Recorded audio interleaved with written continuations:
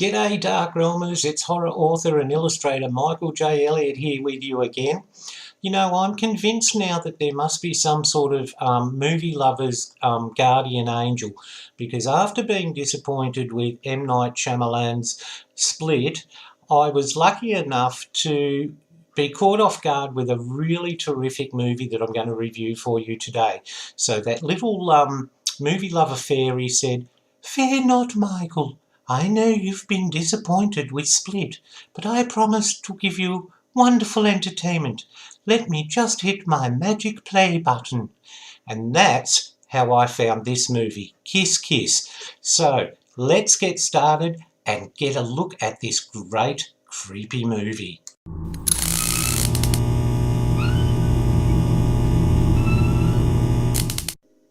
Okay, Darkrealmers, now before I take time out to review this movie, I hope you'll forgive me because I have to get on my soapbox a little bit, okay?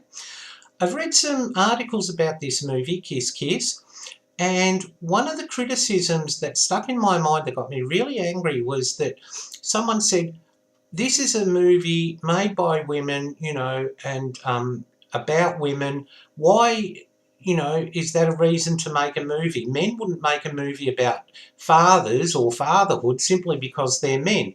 Well, my point is, no, they wouldn't, because men already have a strong and powerful voice in Hollywood and women don't, okay? Now, you can probably name some of the top male directors in Hollywood: Steven Spielberg, Quentin Tarantino, James Cameron, M. Night Shyamalan, to go on. Now, you try and name the top 4 female directors and you'll be scratching your head. That's what I mean. Good on women. If women are making movies, and believe me, this movie doesn't have a strong feminist in-your-face message or anything like that. It's basically women saying, hey, we've put this movie together. We hope you like it, okay? This is to show you what we can do as women writers and women's directors. And I'm all for that. I really am, because women need more power in Hollywood. They need a stronger voice. They're already underrepresented in movies, and when they are represented, they are usually stereotypes or cliches, because Hollywood is run by men for men, okay? So this is a great little movie. It doesn't have a hidden agenda. It's just a wonderful attempt by women filmmakers to make a movie not just for women, for everyone. And it's basically their way of saying, hey, this is what we can do. This is our take on an anthology. What do you think of it? So I hope you'll like it, and there you go. I'm off my soapbox now, Darkrealmers. Okay, well, the first thing that grabbed me about this movie was the opening, which is part of the linking between the 4 stories, and it's a series of stop animation, and it's set in an old Victorian nursery, and it's very battered and run down. So you think it may be abandoned, and it's very creepy looking, okay? And there's a rocking horse there, and there's a doll's house that's standing on legs. And I don't know about you, but I find porcelain dolls creepy at the best of time, even if they don't look like Annabelle, okay? And when you get these dolls and so forth that are old and neglected, and that's really, really creepy, okay? Now, the first thing in this stop animation is a porcelain hand coming out of a drawer, okay, to reach something and scuttling, okay? That immediately got my attention, okay? And then we're given the first story. Now, I've got a treat for you, because rather than me go through all the stories, I'm going to give you a look at the trailer for the movie now, and let's have a look at that, and let me know if you think that'd pique your interest, and I'll talk about the individual stories after the trailer. Okay.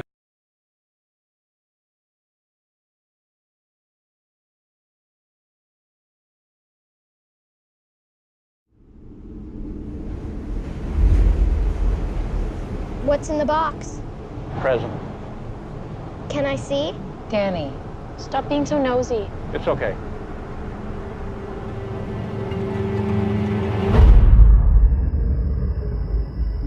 I don't think anyone's been up here in a really long time. Maybe it's cursed.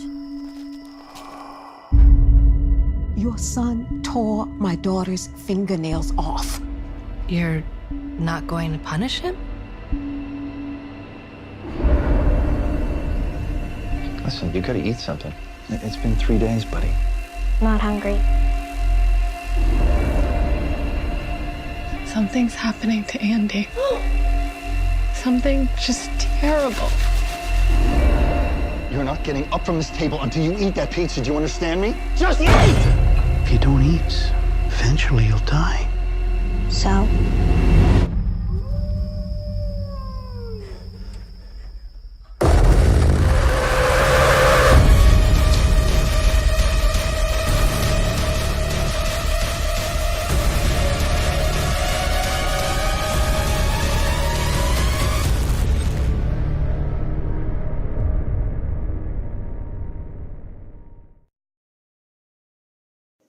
Oh, great stuff. Now, I'm sure there's at least one story in that trailer that's going to pique your interest, okay?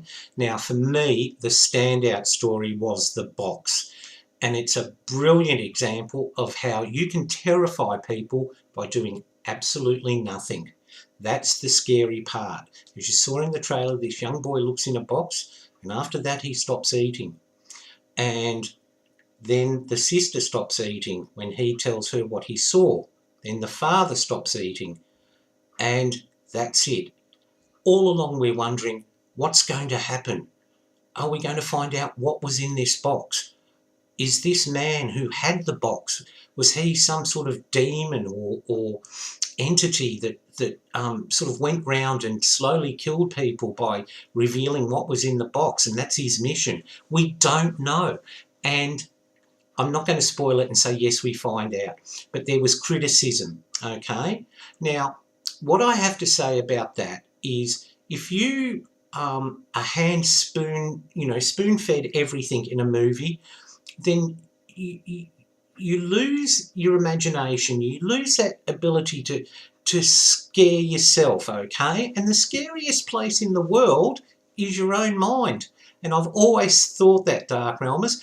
Now, people have criticised this because, it should have been this, it should have been that. But by not revealing certain things, this story becomes incredibly scary because we're left to our own devices, okay?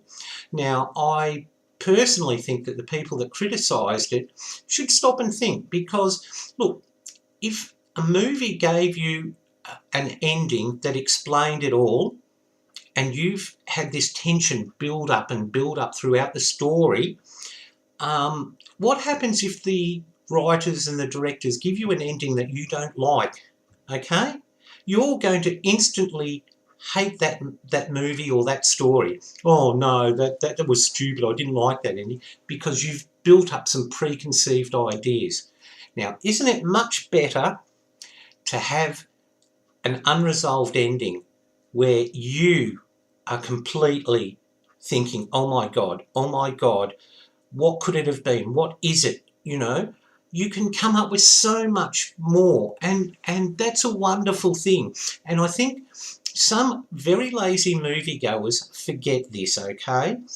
You're not always meant to be hand-fed everything, and suspense and tension and the telling of the story is what makes it so wonderful, okay? For me, The Box was the standout, okay? Then, of course, we cut to some more stop animation, and that is really creepy.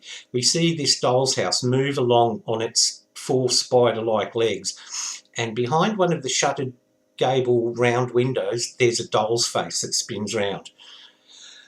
And I wasn't terrified, obviously, but it creeped me out enough. And it's wonderful how this stop animation sets you up and gets your nerves on edge, ready for the next story, okay? It's brilliantly done.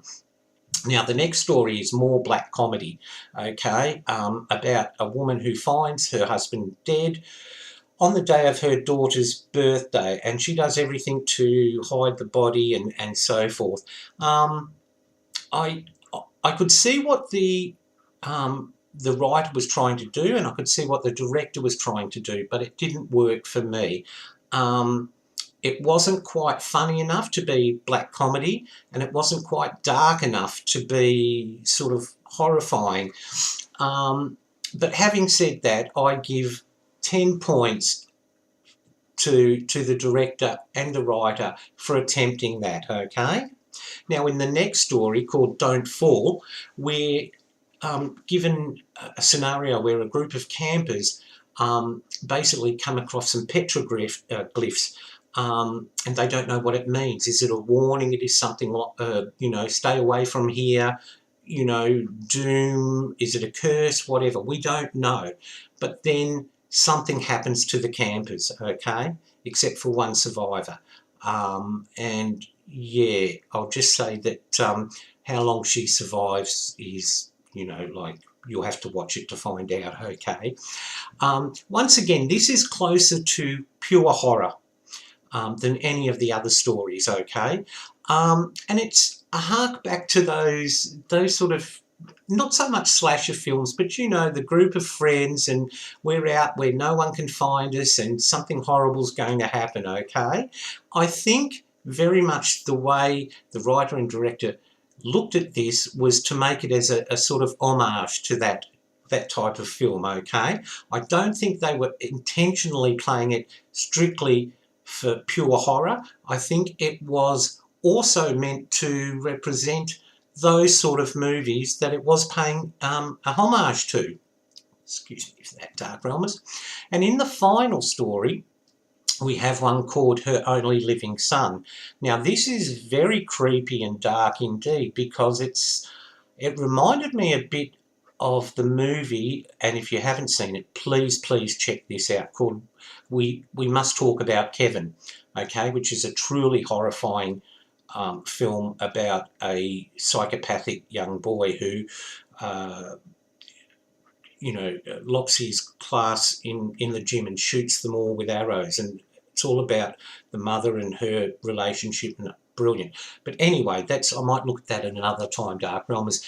But in this one, a woman fears for her son. He's about to turn 18, and you know, he wants to know who his father is, and she says, no, your father is a playboy living in Hollywood, and so forth, okay. And there's this very creepy mailman who says, hi, how's your son, all that sort of thing. And there's something going on with this son. There's some sort of transformation, not physically, mentally. The first sign is that we find a squirrel nailed to a tree that he's done, okay. And she gets a call from the principal saying, please come in and talk about your son. And the mother's going, so you know too, you know something, he's wonderful, you know, he's what we've been looking for. And you're thinking, oh, hello, are these devil worshippers? Is this child the son of Satan? And one of the clues that perhaps he is that his toenails are like talons, and he's trying to hide them and cut them and so forth, okay. And you know what I was struck by at the end of this story, and it took me a day before it sort of something I thought about. Perhaps this was, although of course it wasn't mentioned, maybe this was like a sequel to Rosemary's Baby. This is what perhaps Rosemary got up to with her son as he grew up, trying to escape the devil worshippers and the coven and so forth. That was really something I thought, that's great. If the filmmakers can make me think like that and think outside the square, and of course I have no idea if they were going down that road. It could be that it was just a take on that son of Satan, whatever. But it was very creepily done, because this mother is trying to counteract her son's, you know, growing evil and destructive tendencies with her love. A really, really well done piece, okay? And that's the 4 stories. Now, like them, love them, loathe them, there is sure to be something in there that you're going to like, Darkrealmers. Okay, Darkrealmers, well, that's my thoughts on Kiss Kiss. It's a shorter review than normal because I felt that the movie trailer spoke far, far more about the movie than I possibly could, and it gave you a much better idea of what you're in store for.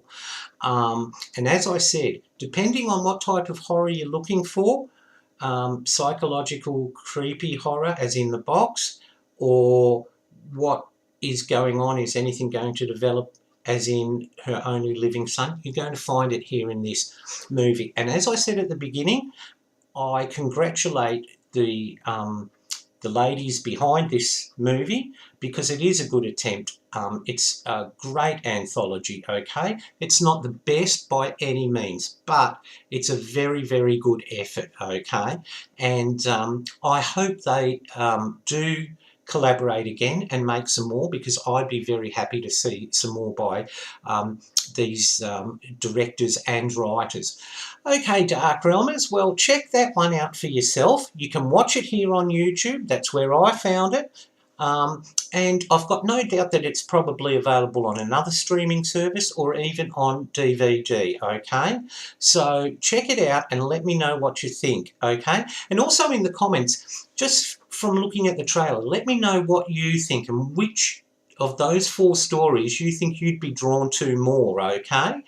All right, Darkrealmers, well, that's it for me, Michael J. Elliott. As I always say, stay in the light, and I'll see you again very, very soon.